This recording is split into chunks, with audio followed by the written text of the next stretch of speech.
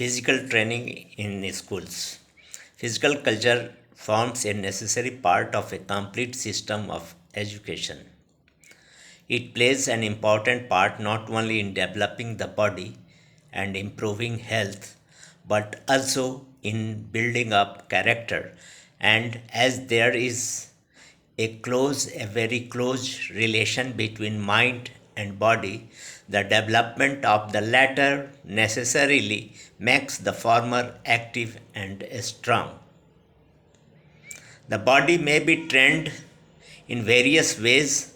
All healthful exercises make it active, strong, and capable of bearing great physical strain.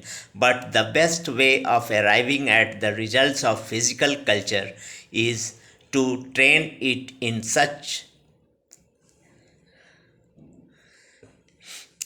exercises as bring out the best in a boy or youth and fit him for a useful and honorable life. Most outdoor games are such exercises. In some of them, skillful leading, obedience readily given, and sacrifice of individual interests on the part of players are necessary for victory. Unfortunately, in our schools, at least in many of them, physical training is totally neglected or at best looked upon as a thing of minor importance. Many people think that physical training is incompatible with intellectual education. That it is a mistake is easily proved.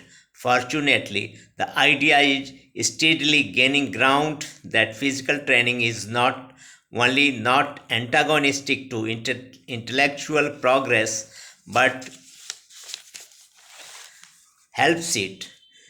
Lives of many eminent men tell us that they found physical exercises a great aid to study. A well regulated school is that in which care is taken for the simultaneous development of the three sides of our nature. Neglect the training of any one of them, the others become cramped as matter of course.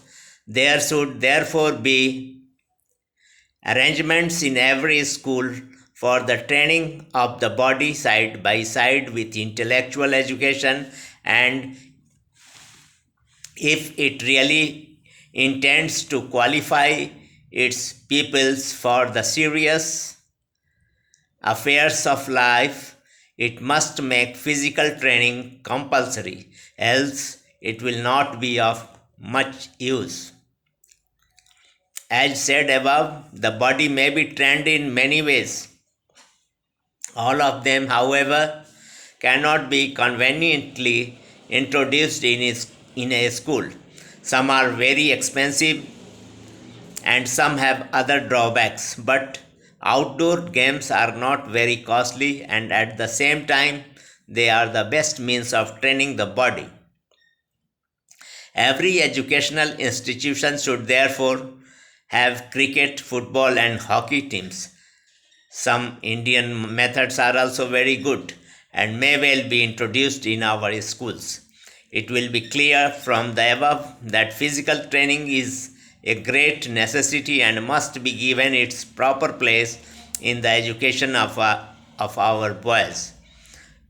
To neglect it is to be doing a disservice to them in the first place and to the country in the second. According to the latest report on the student welfare scheme published by the then Calcutta University, only 8% of students were of good physique. This is certainly a very disquieting state of things, and it is high time that steps were taken to improve the situation.